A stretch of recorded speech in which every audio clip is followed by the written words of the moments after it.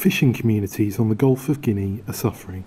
South African think tank Institute for Security Studies says they could be losing more than $2 billion each year to illegal fishing, mainly from Chinese-owned boats. Beninese fisherman Geoffroy Gebdevi says it's getting harder to feed his daughter and pregnant wife. At the moment, we are suffering a lot. The number of fish that we manage to catch now is much lower than what we used to. Nothing is going the way it used to. Yaya Toshu Koma Benoit is a community leader in Grand Popo, a small fishing town in Benin close to the border with Togo.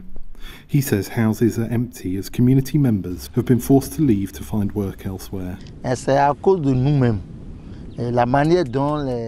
techniques some people use in the open sea catch fish that haven't fully developed.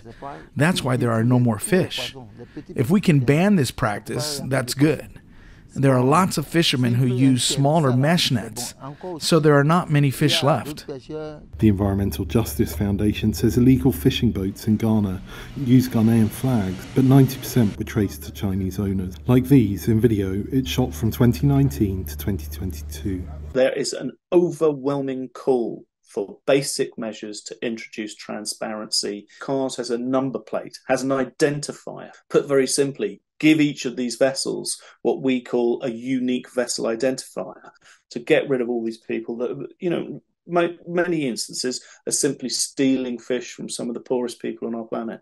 China has repeatedly denied any wrongdoing, with one article in the state-affiliated Global Times newspaper last year rejecting what it called Western media rumours of China's illegal fishing and saying Beijing had tightened oversight of deep-sea fishing boats. Benin, Ghana and Togo in 2022 agreed joint patrols and information sharing with support from the European Fisheries Control Agency, EFCA, through a centre in Accra. But the agency's executive director says more efforts are needed. Legislation, operations, training and cooperation. One of the key things that you want to be looking for is to make sure that there is consequences for the people who've been doing the illegal fishing. As for Gebdevi, he just wants to feed his family. We live in hope. We have hope that it will get better.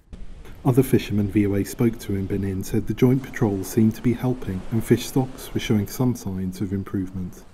Henry Wilkins for VOA News, Grand Popo, Benin.